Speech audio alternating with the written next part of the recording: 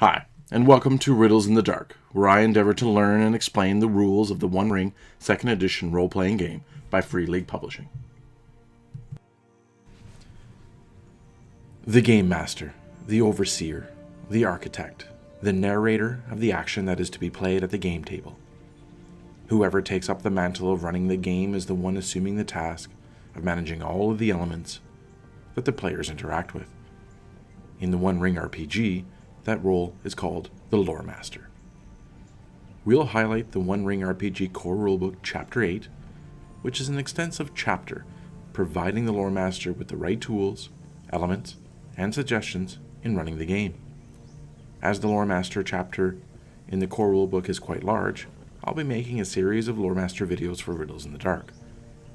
Although this is targeted to aspiring Loremasters, players can also learn valuable information about how the game is played by reviewing what the role of the Loremaster is and how best to interact with them in the role as the player.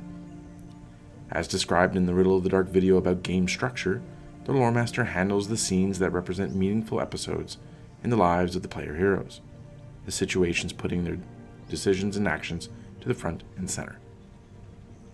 The Loremaster is responsible for framing each main scene, while many details relating to the framing of the secondary scenes can be left up to the players. An example of a secondary scene would be those primarily occurring during the Fellowship phase, or during the Adventuring phase through the actions and play of the player heroes. The typical session from behind the Loremaster screen can be summed up as follows. First, the Loremaster presents each main scene to the players, framing the situation from the point of view of the player heroes. The players react to the circumstances, considering their options, and then describing the actions of their player heroes. Secondly, the Loremaster describes the consequences of the player's actions. Third, finally, the Loremaster advances the gameplay, either further developing the current scene or wrapping it up and proceeding to frame a new one. Framing a scene.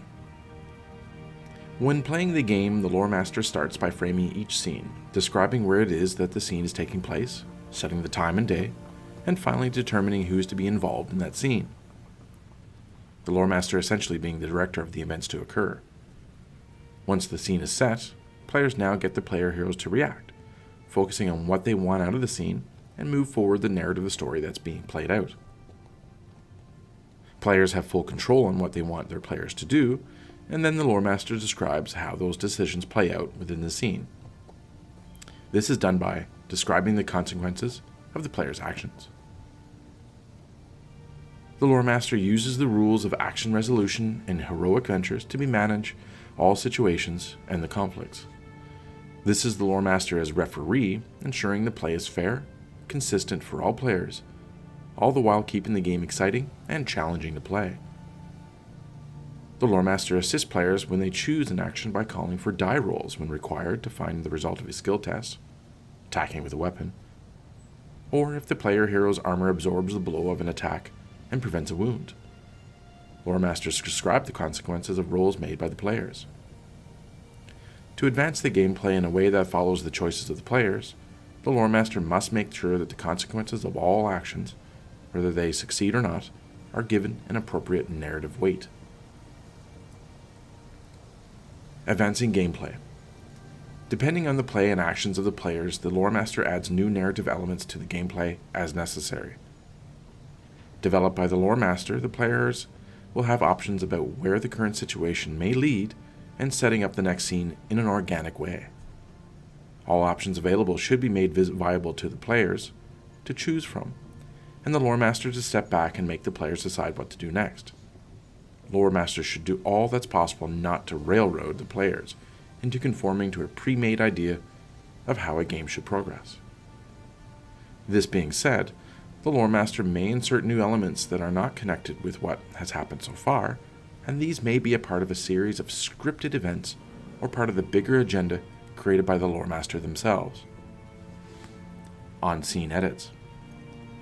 It's encouraged for the Loremaster to think in terms of a producer or director of a feature film, show, or stage play, and realizing that every scene needs to follow the previously immediately in game time. Scenes do not necessarily happen one after the other. A scene following another that was just played does not have to take place immediately after the preceding it, nor must it take place in a location that is nearby. If a long stretch of the game passes from one scene to the other, the Loremaster can describe what happens in the meantime as a sort of montage. While if the action moves to a location far away, the Loremaster should consider using the rules for journeys. Qualities of a Loremaster.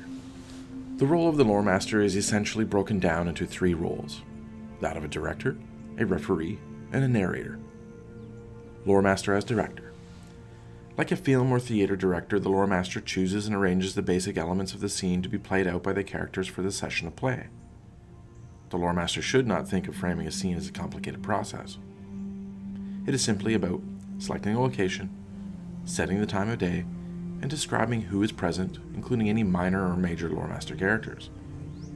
Details are important, like for what the weather is like, but they should not clutter a description. Everything can be expanded on later, once the players start exploring the scene and asking questions. For the Loremaster, the important thing is not to worry about telling the whole story, but only needs to provide the players with the basic elements to start with. It is up to the players to pick them up and compose them into a full narrative through their choices and actions. The Loremaster should consider the following when moving the narrative along: prompting the players with subtle cues to move the gameplay, such as describing obvious or otherwise visible obstructions in their path.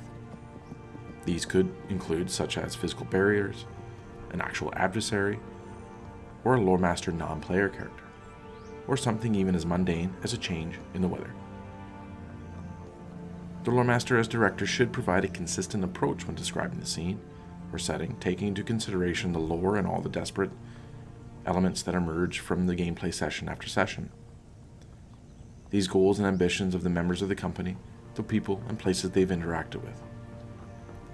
Chapter 9 of the core rulebook presents details about the events, locations, and characters that compose the default setting for the One Ring. The further supplement called Ruins of the Lost Realm, the Rivendell Compendium, and future products from Free League will further build the lore for you to use. If you have knowledge of Middle-earth through the cornucopia of websites, online, or through reading Tolkien's work yourself, all the more better for you to prepare and flesh out the world for your players. Note, there is enough background information provided in the core rulebook to give even the most novice of fans of Middle-earth's expansive history, lore, and places enough to work with to make the game enjoyable and authentic. I, for example, am a novice in the lore of Middle-earth, and have used the One Ring as a springboard, an avenue to explore Middle-earth to learn more about it. So don't be wary or daunted if you're new to the world, and embrace the adventure. Loremaster as referee. Rules, every game has them, and the One Ring RPG is no different. The Loremaster presents the impartial moderator and must be ready to adjudicate the rules at all times, whether testing the mettle of the player heroes during the adventuring phase, or helping players determine the outcome of their choices during the fellowship. A note on fairness. As referee, the Loremaster should strive to be fair and apply the rules properly and impartially, and the game mechanics provide the players with a challenge to determine whether the player heroes are up to the test or no. Like, for instance, meeting a troll unexpectedly during their first journey, to reward them with success if they are, or to make their lives more complicated or interesting with consequences of failure, such as successes or failure with woe. Like any referee in sports, if they are biased, can ruin a game. Same goes for the Loremaster, as an unfair call when applying a rule brings the rules themselves to the player's attention and their immersion in the game disrupted. Loremaster as narrator. The story created rises from the interaction between the players and the interaction with the setting and characters presented and described by the Loremaster. Again, to not make the gameplay railroady, the Loremaster should not prepare too much in advance, and to try and force a pre-written plot into the game. It is easier, and probably wiser, for the Loremaster to set up each session as if it was a separate episode of a longer, semi-improvisational narrative, with each new one building organically upon the consequences of the previous sessions. Now, as Loremaster, this doesn't mean you have to always improvise, as you should have one or more overarching plot drivers, or as the core rulebook describes it as schemes, moving the plot forward with pivotal elements that help you as the Loremaster to come up with new ideas to advance the narrative. These schemes are the objectives of the company's enemies to establish opposition to the actions of the players. The Loremaster should be adaptable as possible, with a quick and rich imagination, as no matter how much you plan ahead, inevitably, the players will make a decision that's counterintuitive to those plans.